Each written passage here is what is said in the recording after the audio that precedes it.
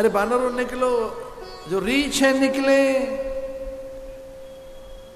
बंदर निकले, 1 मास तक पता न लगा सके तो मृत्यु दंड दूंगा।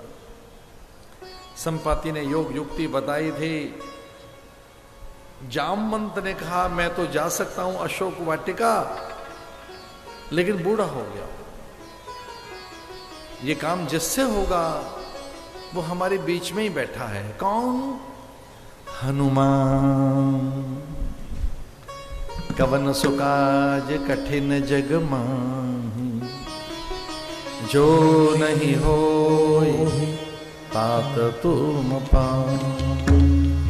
रामायण में एक अद्भुत बात लिखी है कि राम जी ने कुछ ऐसी चीज पकड़ा दी हनुमान को कि राम निश्चिंत हो गए। यद्यपि भगवान को कोई चिंता नहीं, उन्हें कोई भार नहीं, उन्हें कोई शंका नहीं, पर जिस ढंग से राम अविकल निर्भार अविचल निर्विकल्प समाधि जैसी में आनंद की अवस्था में बैठे हैं, एक तनिक सा भार लिए घूम रहे थे लगभग 13-13.5 साल से। एक चीज उनके पास थी, वो थी मुद्रिका। बुलाया था हनुमान को, अरे हनुमान लो, जब सीता जी मिले तो ये दे देना। इसका अर्थ क्या हुआ कि सीता जी का पता कौन लगाएंगे? हनुमान। जब राम ने तो पहले ही तय कर दिया, राम ने तो पहले ही बता दिया था, अरे आओ हनुमान, जब सीता जी मिले ना और कोई शंका करेंगे इससे पहले ये दे देना उनको, ये उन तक पहुंचा देना, फिर कोई शंका नहीं करेंगे वो। प्रभु मुद्रिका मैले मुख माही, वो अनंत शक्ति, वो अनंत ऊर्जा, वो अतुल्य बल, वो अतुल्य सामर्थ्य, वो ब्रह्म बल, जिससे सृष्टि की रचना करने वाले ब्रह्मा पैदा किए जाते हैं। ध्यान रखना, लिख लेना अपनी डायरी में, उस अंगूठी में इतना बल था, उस अंगूठी में इतनी शक्तियां थी कि अनेकों ब्रह्मा पैदा किए जा सके उस अंगूठी से। उसे अतुल्य ऊर्जा, वो यंत्र था, पूरी शक्तियां थी, उसका भेद केवल 2 को पता था, केवल 2 व्यक्ति जानते थे भेद उसका, राम और सीता जी। लक्ष्मण भी उसका भेद नहीं जानते थे। जैसे वो अंगूठी मिली, और ये तो महादेव में पहचान गए कि सृष्टि की रचना जिससे होती है, पालन जिससे होता है, संहार जिससे होता है, उस तक वो अंगूठी पहुंचानी है। उद्भव स्थिति कौन सी है? वो उद्भव स्थिति संहार कारणेम क्लेश हारणेम सीता। सीता उत्पत्ति कारक हैं, स्थिति उनसे है, लय प्रलय उनसे है, तिरोधान उनसे है, अनुग्रह उनसे है। अनुग्रह भी भाई, सृष्टि में अनुग्रह भी तो एक है, खाली 3 चीजें नहीं है, उत्पत्ति, स्थिति और प्रलय।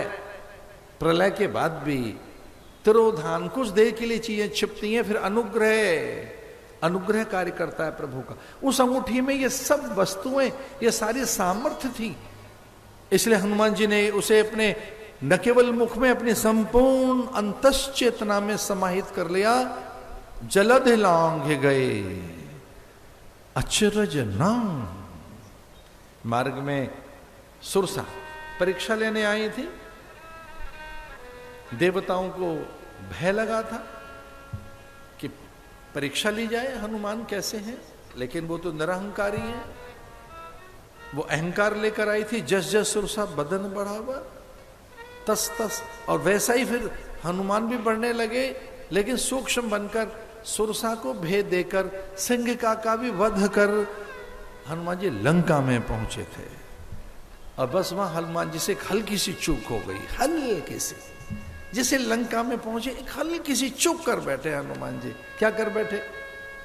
अब वो चूक का हो या उनका स्वभाव का हो, हनुमान जी पल प्रतिपल हर क्षण भगवान का नाम स्मरण करते रहते हैं। एक भी पल उनकी जिह्वा से भगवान नाम का विस्मरण नहीं होता, बस वही कर रहे थे वहां। लंक ही चले सुमिर नर हरि, भगवान का स्मरण करते हुए राम राम राम राम राम राम करते हुए जा रहे हैं। जाने नाई वरम सठ मोरा, मोर आहार जहां लगी। कौन है, कहां से आया है, क्या है? ब्रह्मा का वरदान याद आया था, मुठ का एक महा कपे हनी।